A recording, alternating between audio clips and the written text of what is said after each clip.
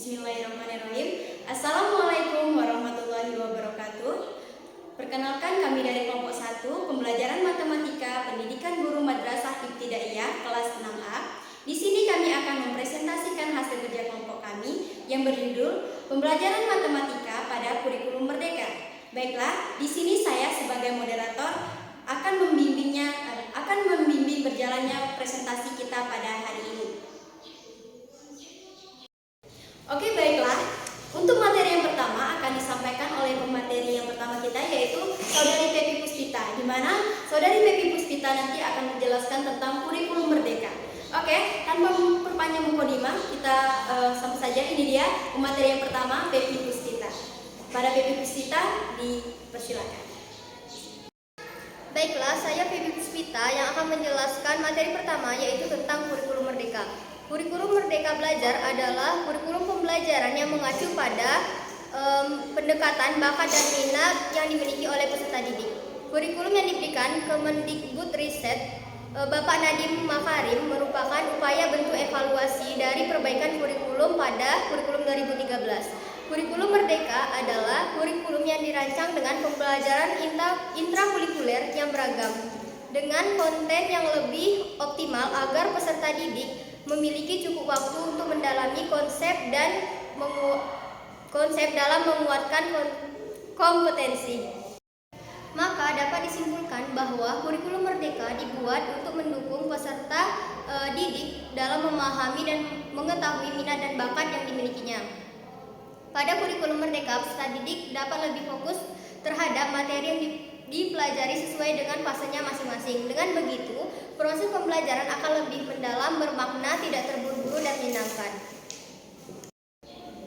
Baiklah, materi yang pertama selesai dijelaskan oleh Saudari Pepi Puspita. Selanjutnya materi yang kedua, yaitu tentang pembelajaran matematika yang akan disampaikan oleh saya sendiri. Oke, baiklah, saya akan menjelaskan tentang materi pembelajaran matematika.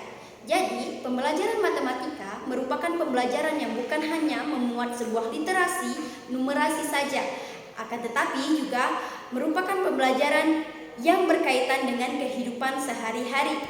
Nah, adapun tujuan dari pembelajaran matematika dalam Permendikbud nomor 21 tahun 2016 adalah agar peserta didik mempunyai kompetensi yang meliputi: yang pertama, rasa ingin tahu yang besar; yang kedua, percaya terhadap kegunaan matematika pada kehidupan; yang ketiga, bersikap terbuka dan objektif dalam bersosialisasi; yang keempat, yaitu mampu berkomunikasi melalui gagasan matematika yang jelas; yang kelima, yaitu bersikap rasional, kritis, inovatif, bertanggung jawab, tanggap, dan selalu berusaha dalam memecahkan masalah. Jadi, begitulah penjelasan dari pembelajaran matematika. Selanjutnya materi yang ketiga, yaitu tentang landasan pembelajaran matematika pada kurikulum merdeka yang akan disampaikan oleh Saudari Wulan Oktarizky. Kepada Saudari Wulan Oktarizky, saya persilakan.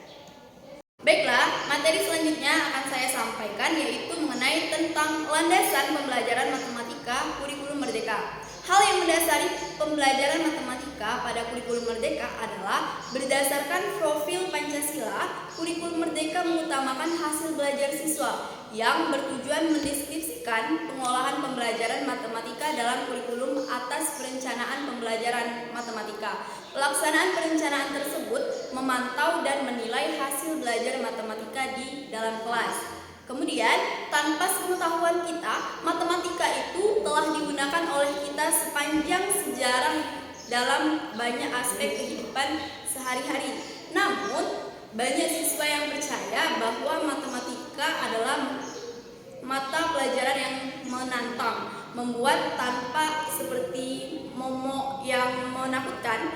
Maka, itulah dasar menerapkan mata pelajaran kurikulum merdeka. Karena yang pertama, perencanaan pembelajaran pada kurikulum merdeka harus berdasarkan KOSP yang telah disusun oleh satuan pendidikan. Yang kedua, pembelajaran matematika itu harus berpusat pada siswa. Dan yang ketiga, yaitu perencanaan pembelajaran harus sesuai dengan karakteristik siswa. Kemudian,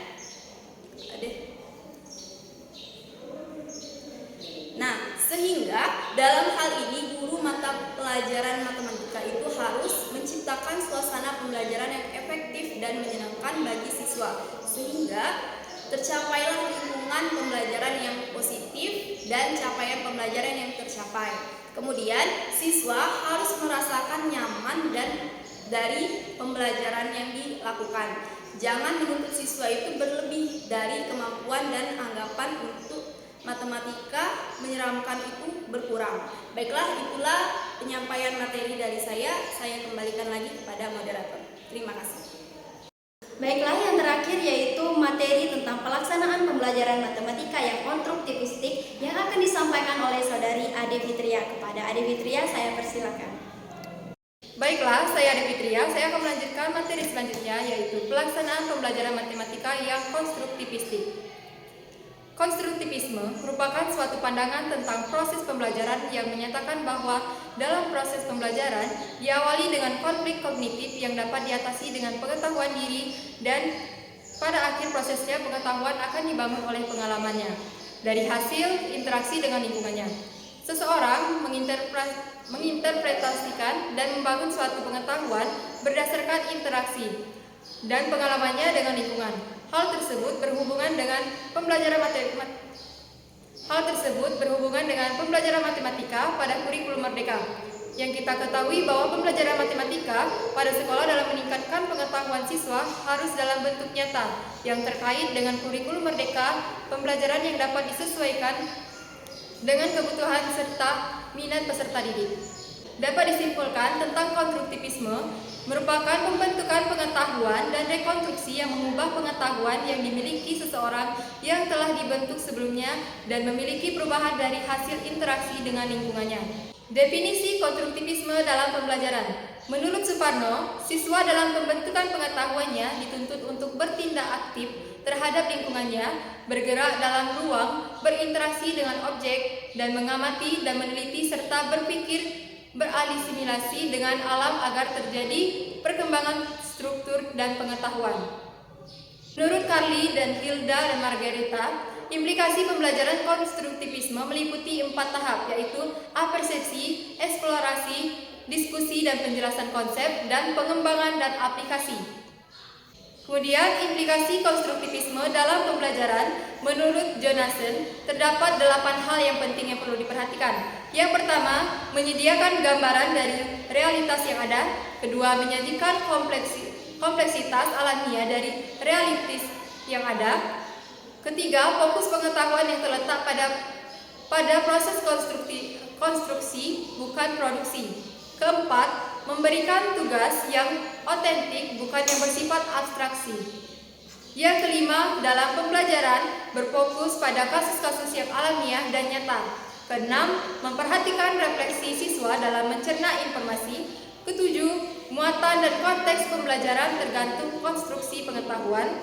8. Konstruksi kolaborasi pengetahuan dilakukan dengan melakukan negosiasi sosial. Itulah pemaparan materi dari saya lanjutkan kepada moderator. Baiklah, itulah pemaparan materi dari kelompok kami, yaitu tentang pembelajaran matematika pada kurikulum merdeka. Lebih dan kurangnya saya dan teman-teman mohon maaf. Kami akhiri. Wabillahi taufiq wa hidayah. Wassalamualaikum warahmatullahi wabarakatuh.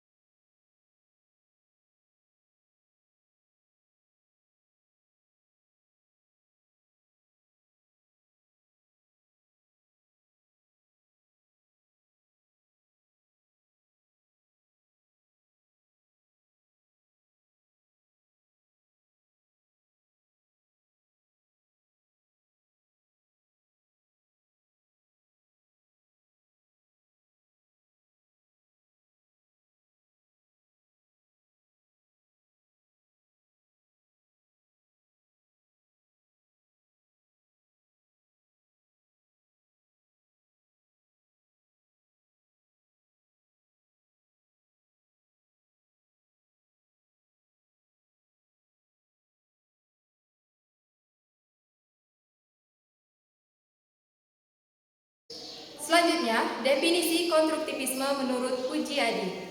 Konstruktivisme berawal dari pembentukan pengetahuan dan rekonstruksi pengetahuan yang mengubah pengetahuan yang dimiliki seseorang yang telah dibangun atau dikonstruk sebelumnya, dan perubahan itu hasil dari interaksi dengan lingkungannya. Beda gerak. Bahwa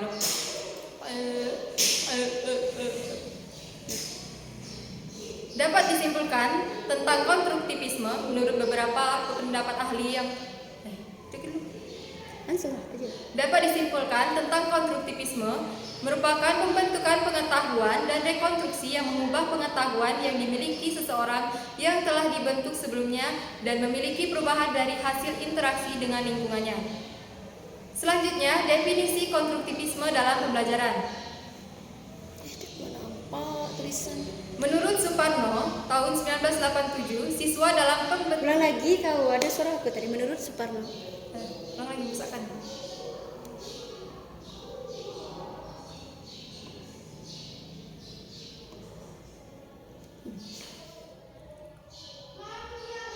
Kedua, definisi konstruktivisme dalam pembelajaran. Ulang dulu.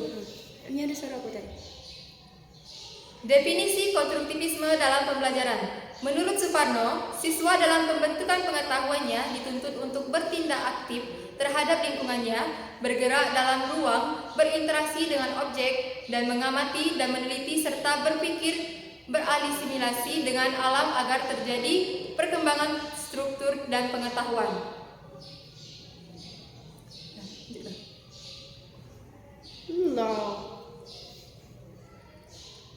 Menurut Carly, Hilda dan Margareta Iko baik. Dari Margareta Sri, saya tanya.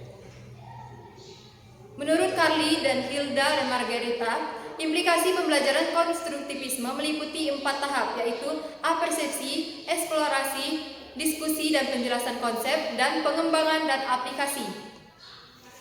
Menurut Bell, dampak konstruktivisme dalam pembelajaran matematika ada 7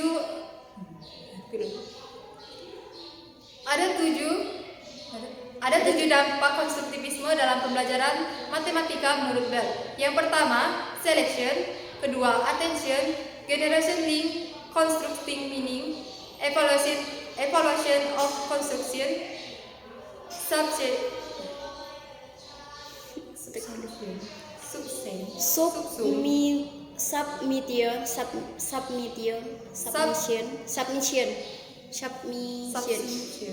Ya. subsumption, dan motivation. Ulang lagi.